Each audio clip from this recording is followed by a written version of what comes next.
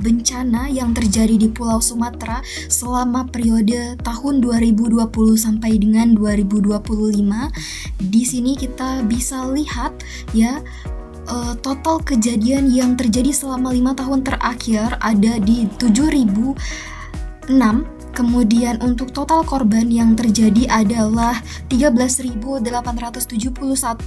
Kemudian ada total kerusakan yang terjadi adalah 2.084.883 dan dengan bahaya tinggi sebesar 24,9%. Adapun fitur-fitur yang tersedia dalam dashboard ini, kita dapat memilih provinsi ya. Kita bisa pilih di sini provinsi mana saja. Kemudian ada di kabupaten kita juga bisa pilih, kemudian ada kejadian bencananya apa, dan di tahunnya, tahun berapa, kemudian di klaster berapa, gitu ya. Untuk gambaran umum ya, kita bisa lihat di sini ya, ada fitur-fitur lainnya yaitu gambaran umum, kemudian ada peta spasial, tren waktu, pengelompokan daerah. Untuk gambaran umum, ini adalah gambaran yang terjadi selama 5 tahun terakhir dengan bencana terbanyak di provinsi. Kita bisa lihat di sini disajikan dengan bar chart ya, diagram batang ya. Kita bisa lihat provinsi yang paling banyak mengalami kejadian adalah Provinsi Aceh dengan total 1.365 kejadian, dan disusul dengan Sumatera Utara dengan kejadian 1.245, dan untuk provinsi-provinsi lainnya. Ya, untuk di sebelah kanan ini adalah pie chart. Di sini menyajikan tentang jenis bencana paling sering terjadi, yaitu banjir ya. Di sini banjir dengan persentase 39,5% kejadian selama 5 tahun terakhir. Kemudian disusul dengan kebakaran hutan dengan persentase 34,7% dan lainnya. Ini adalah hierarki bencana provinsi, kabupaten dan juga jenis ya. Di sini menampilkan hierarki bencana tentang provinsi di Sumatera yang paling banyak mengalami kejadian bencana alam. Ya, kita bisa lihat di sini ada provinsi kedua yang banyak mengalami kejadian yaitu Sumatera Barat dengan kabupaten yang paling banyak mengalami bencana di Sumatera Barat yaitu Solok Selatan dengan kejadiannya yaitu banjir. Nah, ini menampilkan tentang 10 kabupaten dengan bencana terbanyak. Kita bisa lihat di sini ya, ada Bintan, Padang Pariaman, Kampar, kemudian ada Ogan Ilir dan lainnya dengan total kejadian ada di 197. Kemudian di bagian bawah, di bagian paling bawah ini adalah kesimpulan dari gambaran umum yang ada ya. Disimpulkan bahwa provinsi terbanyak itu adalah Aceh, kabupaten terbanyak adalah Bintan, dan juga jenis dominannya adalah banjir. Ini adalah tampilan di sebelah sini ya. Sumatera Utara ini adalah provinsi kedua di Pulau Sumatera yang menjadi sorotan, yang perlu menjadi perhatian setelah Aceh. Kemudian kita akan masuk ke dalam peta spasial. Di dalam peta spasial ini menampilkan tentang kejadian yang ada di Pulau Sumatera ya. Kita bisa lihat di sini semakin merah itu maka kejadiannya semakin tinggi, dan semakin biru tua maka kejadiannya semakin rendah. Kemudian ketika diklik ini akan muncul ya penjelasan ya, dan juga provinsinya. Aceh dengan kejadian 1.365 dan juga total korbannya ada di 4.989 ya. Ini untuk masing-masingnya. Kemudian provinsi yang paling jarang sekali mengalami kejadian paling rendah itu adalah Bengkulu dengan kejadian 203 selama 5 tahun terakhir dengan total korban 29. Dan di bagian bawah ini adalah ringkasan statistik per provinsi. Kita bisa lihat di sini ada provinsinya apa, kemudian total kejadiannya, total korbannya, dan juga ada total kerusakannya. Di fitur selanjutnya adalah tren waktu. Kita bisa melihat tren waktu ya selama 2020 sampai dengan 2026 ini adalah tren bencana per tahun. Ya, kita bisa lihat di tahun 2023 ini adalah tahun yang paling banyak mengalami kejadian, dan di tahun 2020 ini adalah tahun yang paling rendah mengalami kejadian di antara tahun-tahun lainnya. Ketika diklik di sini akan muncul dan tampil informasinya. Kemudian di sebelah kiri ini adalah distribusi per bulan ya. Kita bisa lihat selama 1 tahun itu bulan apa, di bulan berapa paling banyak mengalami kejadian. Itu ada di bulan 7 dan paling rendah ada di bulan 6. Kemudian di sebelah kanan ini adalah peta panas ya. Di sini kita bisa melihat semakin pekat warnanya, warna birunya semakin pekat, maka semakin tinggi juga bencana yang terjadi. Kemudian semakin rendah ataupun warnanya semakin terang, itu semakin sedikit terjadi bencana. Nah, di sini ketika diklik akan tampil ya di tahun 2023 di bulan 9 dengan total 209 bencana. Itu adalah tahun dan juga bulan yang paling banyak mengalami bencana selama 5 tahun terakhir. Kemudian ini adalah kesimpulan dari tren waktu ya. Di sini disimpulkan tahun terbanyak bencana dengan tahun berapa dan juga berapa kejadian, ada bulan paling rawan ya kan. Kemudian ada rata-rata per tahun dan tahun yang paling aman dan juga bulan yang paling aman gitu. Itu adalah kesimpulannya. Kemudian kita akan lanjut ke dalam fitur pengelompokan daerah. Di dalam pengelompokan daerah ini kita akan lihat sebaran kejadian per kelompok berdasarkan klaster ya, jumlah orang terdampak dan juga jumlah kerusakan.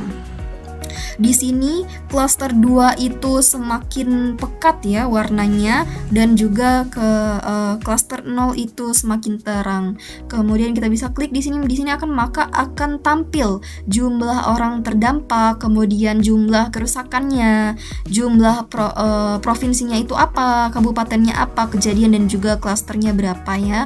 Kita bisa lihat di sini.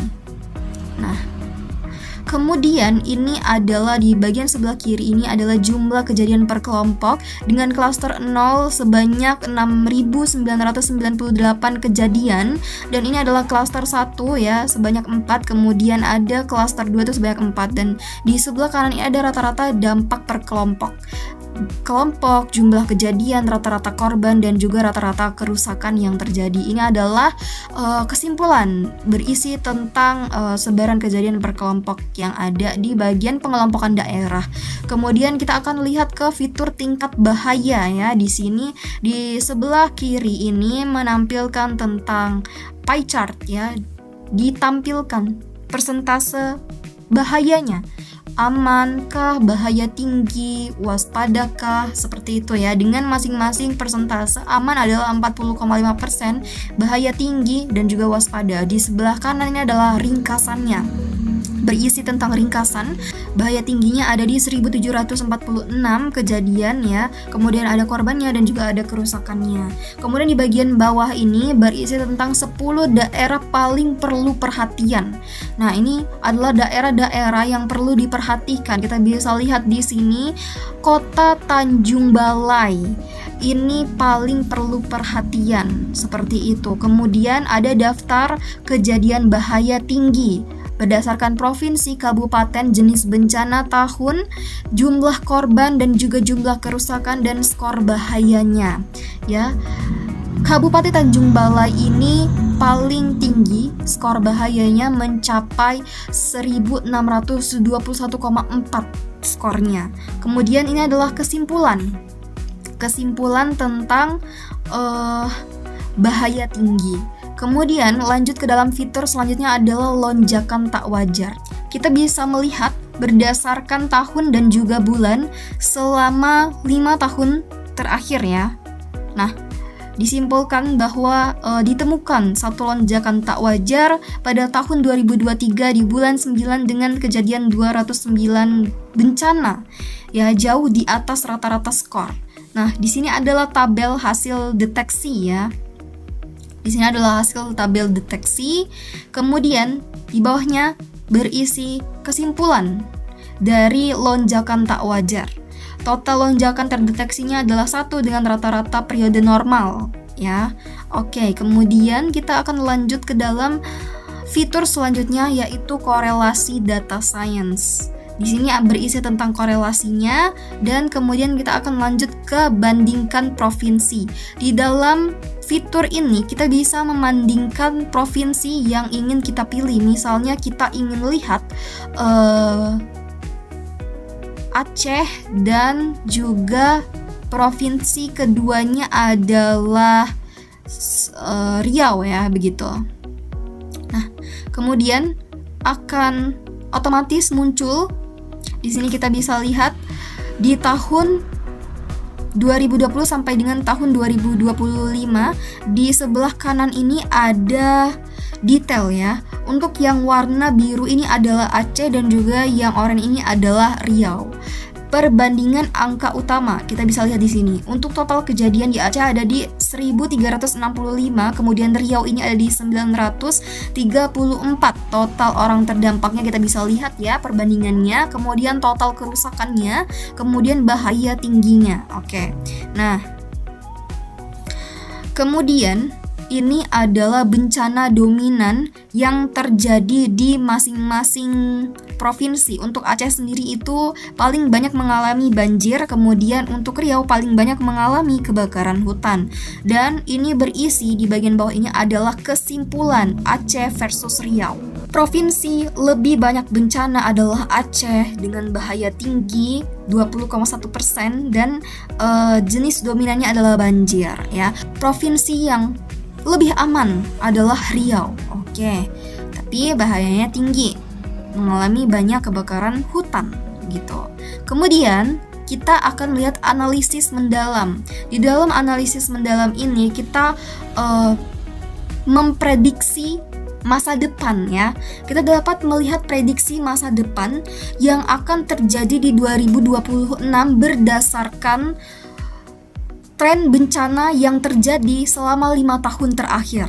Di sini kita bisa lihat untuk periode tahun 2026 kemungkinan akan terjadi 1148 kejadian dan rata-rata pertumbuhannya -5 ya.